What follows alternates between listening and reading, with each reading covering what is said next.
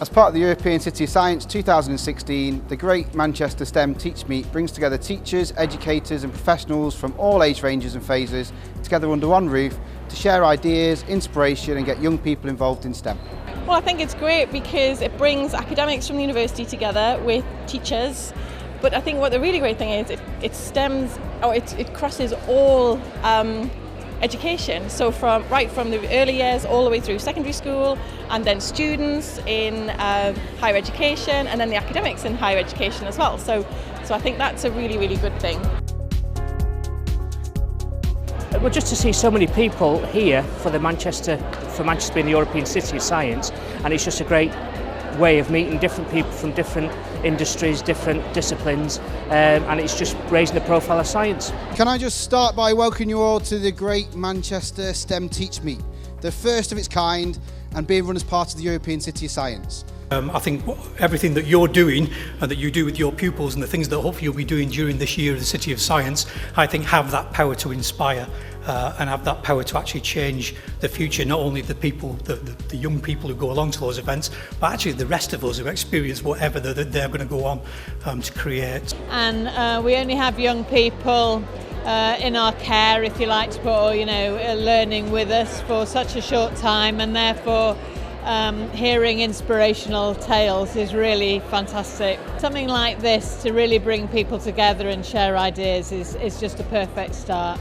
It's a tinkering project that we're doing. We've just started the tinkering project, getting children to tinker, work with different resources and trying to get, well in this case obviously drawing using a motor, glue stick, pens and obviously making lovely patterns down there. What do you think of it?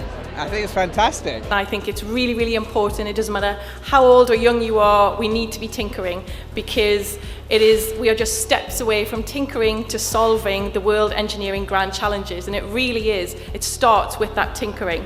Everybody unleash those children, unleash the teachers, unleash the young people, unleash the inner scientist in you. The robots are coming. Fascinated by the presentation that talked about gravitational waves and how Einstein is proved right yet again. Just an absolute incredible genius. But there will be some kids in and around Greater Manchester who become inspired by that and will take us who knows where on the next science journey. It was great to hear also the experiences of all the students in that presentation, the fact that that school has done so much for science and the combination with arts, and the experiences they've had. The one that comes to mind is the mention of going down and meeting George Osborne at number 11. There's many of us who perhaps would like to do that. They've done it. Fantastic that science has opened that door for them.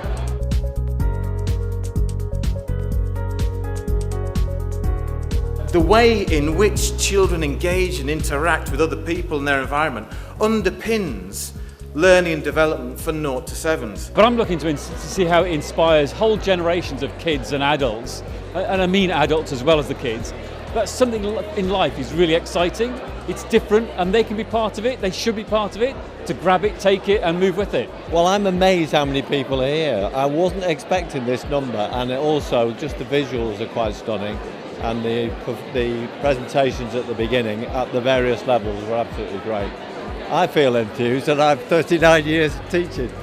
I've already got some stuff here to give to 3 schools. I'm a governor in a school, I am actually a STEM ambassador, and I've also got my own ideas, but also my ex-school, so I've got information I'm going to pass on to them. So I'm just showing a Year 7 STEM project that we've been doing in our school. I've got students to design wind turbines. When you turn it over, this part was actually raised, and that's what you're looking for in the rock. I think the first thing is it's fantastic that Manchester is the first City of Science, and for 2016 it's absolutely brilliant.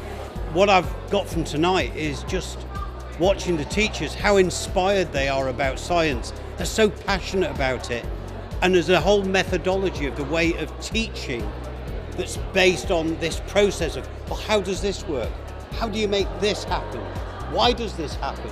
It's just been fantastic to see the amount of teachers here sharing ideas, getting excited, learning from each other, and just kind of thinking what they're going to do for the European City of Science and the Great Science Share. We are getting people excited about Manchester being the European City of Science, and what we want to do is kind kind of show our audiences how science connects with their lives now and how it might do in the future. I heard one of the best ideas I heard was that someone was going to create a papier-mâché model using Raspberry Pis to illustrate climate change. Just kind of fantastic ideas that we saw in the photo booth about getting the whole school involved, about getting students involved in research projects now so they can feed them back for the Great Science Show. So it's just so many great ideas.